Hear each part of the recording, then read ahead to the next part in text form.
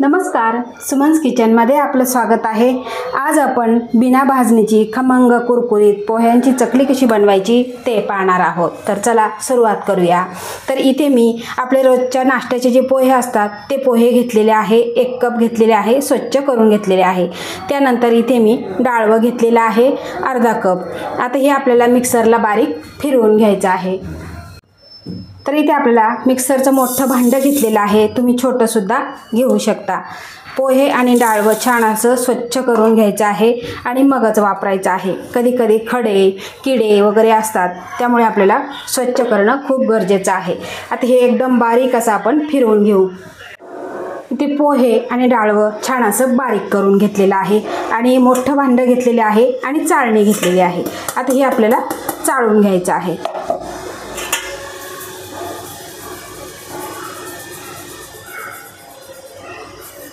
तर बघा एकदम बारीक असं हे चाळून घेतलेलं आहे।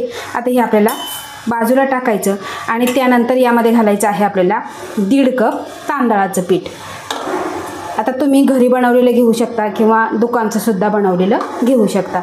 आता हे सुद्धा आपण चाळून घेऊ। बघा अशा पद्धतीने आपण चाळून घेतलेलं आहे। तर या पिठामध्ये आपल्याला काही कोरडे मसाले घालायचे आहे। तर इथे 1 चमचा मी मिरची पावडर घेतलेली, त्यानंतर पाव चमचा हळद, 2 चमचे पांढरे तीळ, चवीपुरतं मीठ, त्यानंतर 2 चिमूट हिंग, अर्धा चमचा भाजलेली जिऱ्याची पूड, 1 चमचा धना पावडर आणि त्यानंतर इथे अर्धा चमचा ओवा घेतलेला आहे। ओवा आपल्याला हातावर असा चोळून घालायचा आहे, त्यामुळे छान अशी चव येते। आता हे सगळं आपण मिक्स करून घेऊ। आता पिठामध्ये आपण सगळे मसाले मिक्स करून घेतलेले आहे। आता ह्या चमच्याने मी 5 चमचे तेल घेतलेलं आहे, कडकडीत गरम करून घेतलेलं आहे, ते यामध्ये आपल्याला घालायचं आहे आणि छान असं सगळं चमच्यानेच मिक्स करायचं आहे, कारण तेल खूप कडकडीत गरम केलेलं आहे, हाताला भाजू शकतं। आता त्यानंतर आपण हाताने मिक्स करून घ्यायचं आहे। सगळ्या पिठाला हे एकजीव झालं पाहिजे।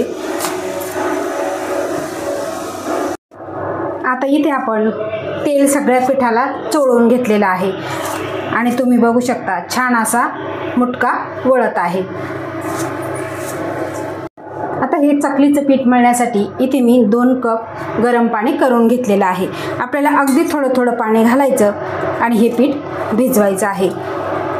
खूपही घाई करायची नाही, अगदी थोडं थोडं घालायचं आहे, पटकन जास्त पडलं जाईल याची काळजी घ्यायची आहे।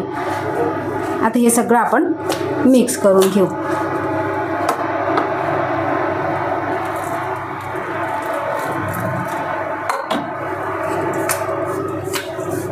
तर बघा पाणी गरम आहे, त्यासाठी आपल्याला चमच्यानेच हे मिक्स करायचं आहे। तर बघा गरम पाणी घालून आपण हे मिक्स केलेलं आहे। आता आपल्याला 10 मिनिटासाठी हे झाकून ठेवायचं आहे। तर इथे 10 मिनिटे झालेली आहे आणि तुम्ही बघू शकता झाकणाला छान असा घाम आलेला आहे। आता हे बाजूला ठेवू आणि आता हे पीठ आपल्याला मळून घ्यायचं आहे। अजून पीठ हे कोमटच आहे। आता आपल्याला जर गरज वाटली तर आपल्याला इथे तेच गरम पाणी वापरायचं आहे। आता हे आपण छान असं मळून घेऊ। आता मळत असताना मला थोडीशी पाण्याची गरज वाटते, म्हणून यातलंच मी गरम पाणी इथे वापरणार आहे। अगदी थोडंसंच वापरायचं आहे आणि आपल्याला आपण जसं भाकरीला पीठ मळतो अगदी त्या पद्धतीने आपल्याला रगडून रगडून हे मळायचं आहे। म्हणजे काय होतं, यामध्ये चिकटपणा येतो आणि चकलीसुद्धा आपली तुटत नाही आणि काटे छान पडतात। आता हे आपण मळून घेऊ। तर बघा अशा पद्धतीने आपण पीठ हे भिजवून घेतलेलं आहे आणि 2 कपामधलं आपलं 2 चमचे पाणी शिल्लक राहिलेलं आहे। तुम्हाला कमी जास्त सुद्धा पाणी लागू शकतं। आता यातला आपल्याला एक गोळा घ्यायचा आहे आणि बाकीचं पीठ आपल्याला झाकून ठेवायचं आहे आणि त्यानंतर हा गोळा आपल्याला पुन्हा रगडून रगडून मळून घ्यायचा आहे। बघा अशा पद्धतीने रगडायचा, जेवढं आपल्याला सोऱ्यात भरायचं तेवढं आपल्याला हे रगडून रगडून मळून घ्यायचं आहे। बघा अशा पद्धतीने आपण हे मळून घेतलेलं आहे. आता त्यानंतर इथे मी घेतलेला आहे सोऱ्या आणि त्याला तेल लावून घेतलेलं आहे आणि यामध्ये आपल्याला भरून घ्यायचं आहे. बघा दाबून दाबून भरून घ्यायचा. यामध्ये हवा अजिबात राहायला नको. जर हवा राहिली, मध्ये गॅप पडला तर आपली चकली ही तुटू शकते. आता याचा आपल्याला झाकण लावून घ्यायचं आहे.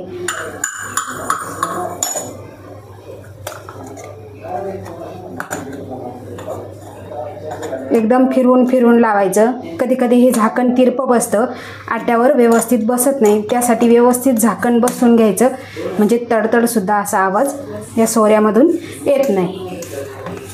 तर बघा एकदम पॅक असं आपल्याला हे करून घ्यायचं आहे.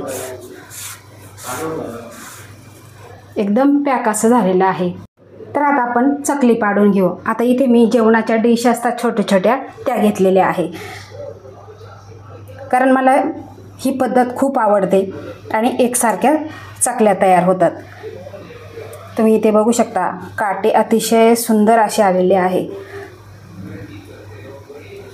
आणि जे सुरुवातीचं टोक आणि शेवटचं टोक हे असं दाबून घ्यायचं आहे. तर तुम्ही इथे बघू शकता, अतिशय छान अशी काटेदार आपली चकली तयार झालेली आहे. आता 5-6 चकल्या आपण अशा पद्धतीने पाडून घेऊ. तर इथे बघा अशा पद्धतीने आपण 5ही डिशवर चकली पाडून घेतलेली आहे. आता आपण तळून घेऊ. आता तेल इथे गरम झालेलं आहे आणि गॅसची फ्लेम आपल्याला मिडियम ठेवायची आहे. खूपही गॅस लो ठेवून चकली तळायची नाही किंवा मोठा ठेवूनसुद्धा तळायची नाही. तेल एकदा गरम करून घ्यायचं आणि त्यानंतर गॅसची फ्लेम मिडियम ठेवायची आणि नंतर आपल्याला तेलामध्ये चकली सोडून घ्यायची आहे. बघा अशा पद्धतीने सोडायची आहे. आता जेवढ्या कढईत बसतील तेवढे चकल्या आपल्याला सोडून घ्यायच्या आहेत. तर बघा 4 चकल्या इथे मी सोडून घेतलेल्या आहेत आणि लगेच आपल्याला झाऱ्या लावायचा नाही. ज्यावेळेस बुडबुडे कमी होतील त्यावेळेस आपल्याला पलटवून घ्यायचं आहे. तर इथे तेलाचे बुडबुडे कमी झालेले आहे. आता आपल्याला चकली पलटवून घ्यायची आहे. असं केल्यामुळे काय होतं, आतपर्यंत तेल जाऊन छान अशी ही कुरकुरीत होते, खमंग होते आणि महत्त्वाचं म्हणजे चकली आतून पोकळ होते. त्यामुळे काय होतं, संपेपर्यंत छान अशी कुरकुरीत राहते. आता याचेसुद्धा आपण बुडबुडे कमी होईपर्यंत तळून घेणार आहे. तर इथे तेलाचे बुडबुडे कमी झालेले आहे. आता ही चकली आपण काढून घेऊ. एकदम हलकी फुलकी होते आणि तेलकटसुद्धा होत नाही. आता ही आपण काढून घेऊ आणि अशा पद्धतीने बाकीच्या राहिलेल्यासुद्धा तळून घेऊ. तर तुम्ही इथे बघू शकता, आपल्या सगळ्या चकल्या तळून खाण्यासाठी तयार झालेल्या आहे.